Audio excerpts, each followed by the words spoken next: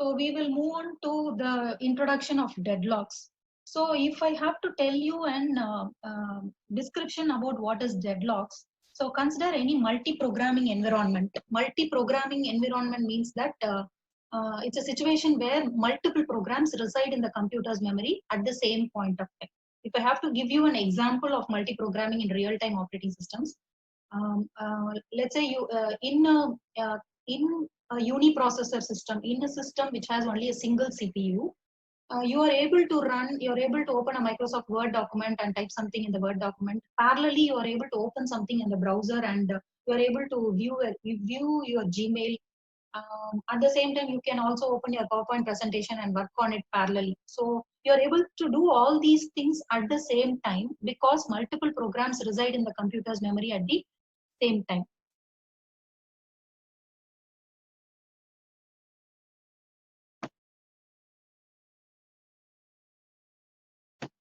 So multiple programs reside in the computer's memory at the same time. So that is the reason, that is one example of multi-programming. When you're able to do multiple work with multiple programs or multiple applications all at the same time, that is an example for multi-programming. So in a multi-programming environment, we are going to have multiple processes residing in the computer's memory at the same time. So because of that, what is going to happen is, if you have 10 processes in the computer's memory at the same time, all these processes are going to compete for resources. By resources, I mean it can be anything. It can be CPU cycles, or it can be memory, or it can be printer, or it can be a file on the disk. Anything that all that will come under category of resources. So if you have 10 processes in memory, you're not going to have 10 printers. The number of resources are going to be very limited. So all these processes are going to compete for resources. So whenever a process requests for a resource, and if it is not available, it is going to go into waiting state. It is going to wait for the resource. Sometimes it so happens that whenever a process is waiting for a resource, it may never get the resource and it may be permanently left in the waiting state. Such type of process is called as a deadlock. And sometimes it may happen that you may have a set of processes, let's say P1, P2, P3. P1 will be waiting for a resource which is held by P2. P2 is waiting for a resource which is held by P3. And P3 will be waiting for a resource which is held by P1. It is like, let's say, if I have to tell you a real-time example of real-life situation of deadlock, let's say if me and my friend want to make a bread sandwich. So I go to the kitchen and take bread, and my friend goes to the kitchen and takes a knife and butter. So both of us don't want to give our resources back. I think that let my friend give the butter and the knife for me to do the bread toast, and my friend thinks that I should give the bread to him so that he can do the bread toast. So both of us are not going to release the resources which we are having currently and want the other to release the resource. Then that situation is called as an example of deadlock. So both of us are waiting. Both of us are in waiting state, waiting for the other to release the resource. And so when that is never going to happen, then we are in a deadlock. Another live common example which is found in all the books for deadlocks is, in a live traffic in a one-way road. If you have two buses which are coming in opposite direction and facing each other, and they get stuck up in the middle facing each other, and they both don't want to go in reverse and leave way for the other, then it is also an example of a deadlock situation. So one question which has been asked, video question which has been asked in 2018 in this topic is, they have asked what is a deadlock and what are the necessary conditions for a deadlock situation. So what is a deadlock? Deadlock can be defined like this. So deadlock definition is nothing but, deadlock is a situation in which a process is in waiting state and it's not able to change its state because the resources which it is expecting is held by some other waiting process. A process is in a waiting state and that waiting process is not able to change its state to running state because the resources which it requests is currently being held by some other waiting process. So some other waiting process is very important here. It is one process is already in the waiting state, but it's not able to get the resource because the resource which it wants is held by some other waiting process. that situation is called as deadlock, and that is the definition of deadlock which you have to write in the examination. Another definition which is commonly told is you can also have a set of processes which run into a deadlocked state. When we say that a set of process is in a deadlock state is when every process in the set is waiting for an event which can only be caused by another waiting process in the set. You have a set of processes P1, P2 and P3. As I told you, P1 is waiting for a resource from P2, P2 is waiting for a resource from P3, and P3 is waiting for a resource which is currently held by P1. So in this case, no one will be able to get their resource and finish their execution. So in this case, all the processes P1, P2 and P3 are said to be in a deadlocked state. So that is the definition of deadlocks. So the first basic topic in this chapter is about system model of deadlocks. So how the system is going to model this deadlock situation. Why we are learning about deadlocks is because operating system is a resource manager and it has to manage several different types of resources. And as I already told you, everything is a resource. By resource, I mean your logical address space is also a resource. Your CPU cycles are also a resource. Your printer is a resource. Your disk space is a resource. So all these are examples of some resources. So all your input output devices, everything will come under resource. So how the system has to manage all these different types of resources, because number of processes are going to be many and the number of resources are going to be limited, finite number of resources. So how the system is going to model these resources is every resource is categorized or partitioned into several different resource types. For example, printer is one type of resource, file is another type of resource, CPU cycles is some other type of resource. So resources are categorized into several different types, namely can categorize them as R1, R2, R3, Rm, etc.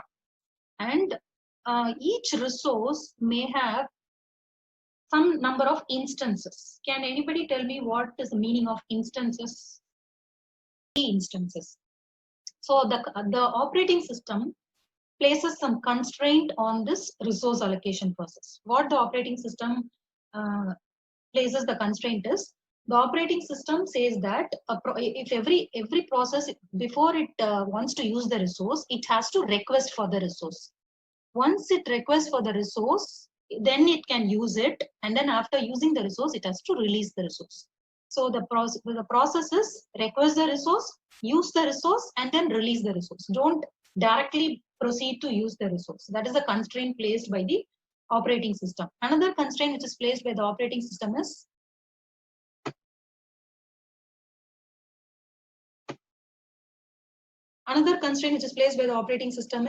number of units of the resource should not exceed the total number of resources available in the system. Let's say there are only 3 printers available in the system, then a process cannot ask for 4 printer resources, or it cannot ask for a resource which is not available in the operating system.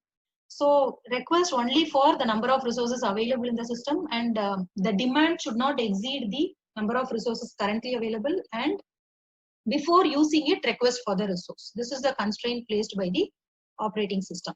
So, so the sequence of steps which has to be followed, which is being placed as constraint by the operating system, is request for the resource, use the resource, and release the resource. That's why you would have seen that for every type of resource, there are some inbuilt system calls provided by every operating system. For example, for the file resource, you have the open system call for requesting the resource, and you have the close system call for releasing the resource. For device also, you have request device to request for the device, and for releasing the device, you have the release device system call. For memory, you have a system call for allocating memory, and you have the free system call for releasing the memory. That's why all operating systems have inbuilt system calls to request and release the resources. And in case if there is some resource which is not managed by the operating system, then it can be managed by using the wait and the signal operations on the semaphores. So that is about the basic system model of deadlocks. I told you in the one question which was asked in the examination is the definition of deadlocks. Definition of deadlocks is nothing but Deadlock is a situation in which a process is in a waiting state and it is not able to return back to its running state because the resources which it requests is currently held by some other waiting process. And another question which has been asked there is, what are the necessary conditions for a deadlock situation? That is what we are going to see in the next topic. So next topic is deadlock characterization. So in this topic of deadlock characterization, there are two subtopics. First subtopic is necessary conditions for a deadlock. Remember that these four conditions are very, very important, frequently asked examination question, necessary conditions for a deadlock. And also you should know this to study about deadlock prevention, deadlock avoidance, and deadlock recovery. And the second subtopic in this topic is about the resource allocation graph. So this topic has two subtopics. One is the necessary conditions for deadlock and the other one is the resource allocation graph. So when is a deadlock said to occur? As per theory, a deadlock is said to occur, as per research, a deadlock is said to occur if the following four conditions hold simultaneously. I repeat, for a deadlock to occur, researchers say that all these four conditions should hold simultaneously in the system. If one or two conditions hold, remaining two conditions do not hold good, means there is no possibility of deadlock in that situation. But if all these four conditions hold simultaneously at the same point of time, then we can be sure that deadlocks can arise in that system. Okay. So these are the necessary and sufficient conditions for a deadlock to occur in the system. So what are those four conditions is mutual exclusion, hold and wait, no preemption, circular wait. We will see about each of these conditions. The first condition is mutual exclusion. Suppose if the operating system places a restriction or a constraint that only one process at a time can use the resource, no sharing is allowed. If the operating system has a restriction that no sharing of resources is allowed, one process at a time only one process at a time can use a resource, that condition is called mutual exclusion. So if an operating system places this condition, then that is one possibility of, that is one condition which can actually lead to a deadlock. The second one is hold and wait. That means if the operating system allows a process to hold a resource, at the same time it is waiting for some other resource which is held by other processes, then that situation is also one reason for the occurrence of a deadlock. Hold and wait, which means a process is already holding some resources as well as it is waiting for acquiring some more resources. Obviously, in this condition, it's already the resource which it is already holding is remaining unusable. It cannot be used by anybody else, and it is also not using it, and it is also not doing any useful work because it's waiting for some other resource. So this is another necessary condition for a deadlock. The third one is no preemption. No preemption means if the operating system places a constraint that resources cannot be preempted from a process. I'm getting a message that the meeting will end in 10 minutes. So resources cannot be preempted by a process, which means that a process is holding a resource and it is executing it. And while executing, if I say that if the OS places a constraint that the resources cannot be forcibly removed from the process, then that condition is called as no preemption. So under this no preemption also, if this constraint is there, then it can actually lead to a deadlock. The fourth one is circular wait. Circular wait means that suppose you have a set of processes P0, P1, P2 up to Pn. P0 is waiting for a resource which is held by P1. P1 is waiting for a resource which is held by P2. P2 is waiting for a resource which is held by P3. And lastly, Pn is waiting for a resource which is held by P0. So in this situation also, this is called circular wait. So every process is waiting for the resource which is held by the next process, and the last process is waiting for a resource which is held by the first process. And this situation is called circular wait. This is the next condition for a deadlock. So these are the necessary and sufficient conditions for a deadlock to occur. So there are four necessary conditions. First one is mutual exclusion. Second one is hold and wait. Third is no preemption, and fourth is circular wait. So this meeting is going to be finished soon in the next 6 minutes. I will log in again and connect the meeting again. So please be on the line. So here there are 4 necessary conditions for deadlocks to occur.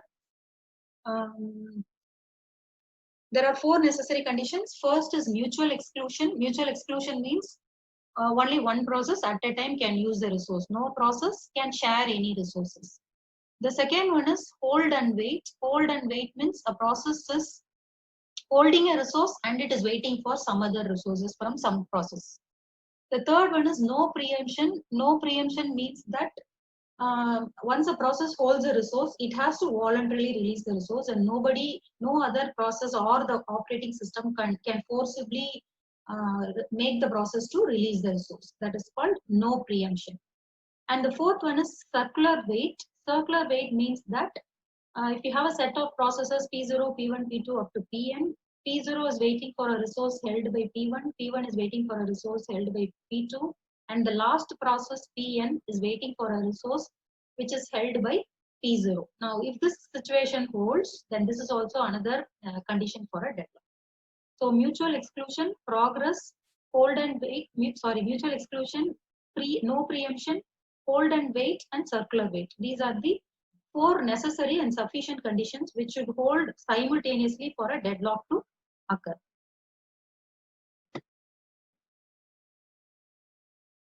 So that is the first subtopic. First subtopic is necessary conditions for a deadlock to occur. The next subtopic in this topic of deadlock characterization is resource allocation graph. So these deadlocks are represented by using a graph. That is a directed graph. So a directed graph is nothing but, can anybody tell me what is, and there can be two types of vertices in this resource allocation graph. One is you will use circles to represent processes. Okay, there can be n number of processes which can be represented by using this graph, and you will use circles to represent processes, and you will use rectangles to represent resources. Okay, every process is represented by a circle and every resource is represented by a rectangle. So this resource allocation graph consists of 2 types of vertices: circles to represent processes and rectangles to represent resource types. And if any particular resource type has more than one instance, then it will be represented as dots inside the rectangles. Dots inside the rectangles represent the number of instances of a particular resource type. And similarly, there are 2 types of edges in the resource allocation graph.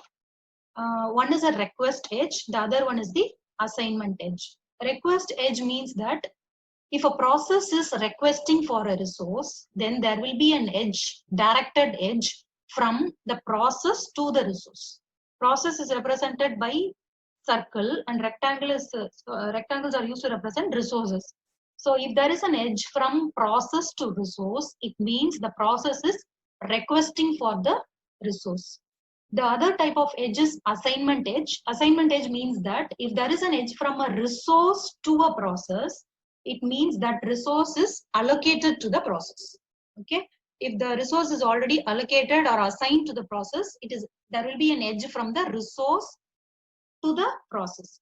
If a process is just requesting for the resource, then there will be an edge from the process to the resource. So these are all the different types of representations. A process is represented by a circle. A resource is represented by a rectangle. If you have 4 instances of resources, then it is represented by dots inside the rectangle. And if a process requests for a resource, then there will be an edge from the process to the resource. There will be an edge from the circle to the rectangle. And if a resource is already allocated to a process, then there will be an edge from the resource to the process. So this is the common representation used in the resource allocation graph. So this I will